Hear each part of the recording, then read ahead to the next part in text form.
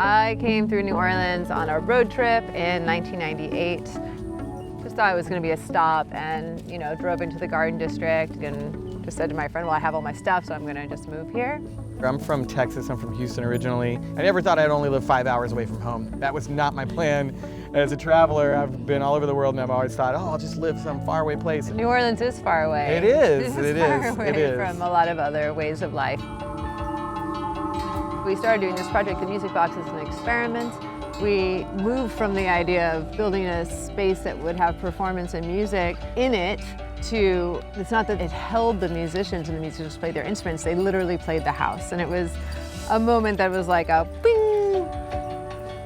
So the village kind of works in a couple ways. We have public opening hours where anybody can come and be like, ooh, what's inside here? If you build something that has a couple of, parameters around it to keep people focused, but is improvisational in nature, you're going to be overwhelmed by the amount of attention that people are willing to give that. People want to have a hand in creativity here. They don't want to just be created upon. But then we have these outstanding concerts where musicians from many different backgrounds and genres do their take on the musical village. We just thought we were making this weird thing, and next thing we knew, there were newspaper reporters, there were famous musicians, and then there was a public that was broader than any public I had ever come to any art show of mine ever. Little kids from the neighborhood, families from the suburbs. It's a real pleasure to watch people at all walks of life really dig in and enjoy and lose themselves for a minute. There's a lot of history and a lot of rhythm and routine to a lot of things here. And if you bring any new ideas, provided that they respect that history, there's a tendency for people to really promote what you're doing and really jump in and put their 2 cents in. Starting a business in the city, at the very beginning, even just to build this one musical house, it was really big for a fledgling organization. And I remember just being able to call the museum. Non-existent.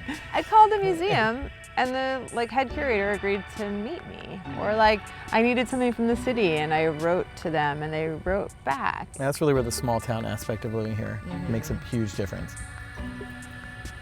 You can really have a life here outside of your work. I mean, we work extremely hard, no doubt. We work very hard, but there's lots of life to absorb.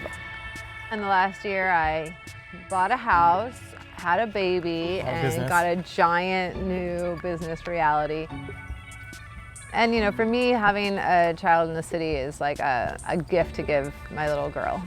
Whether it's the Second Line parades or Mardi Gras, which is a time when the entire city dresses up for make-believe. And what could be lovelier for a little kid?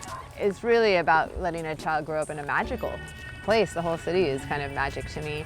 The thing that really roped me into being in New Orleans was going to a Second Line, and it was that intense amount of community level creativity that wasn't sanctioned in a community theater environment or community orchestra environment. It's just free expression out on the streets. And the fact that that's happening all the time for artists like us, man, you can't put a price on that. We have a big property, it's certainly not full. The idea is to really be a living artwork here in New Orleans, a real village that grows, through one new musical house at a time and hopefully become a kind of off the beaten path a little bit, but a landmark destination for people visiting the city.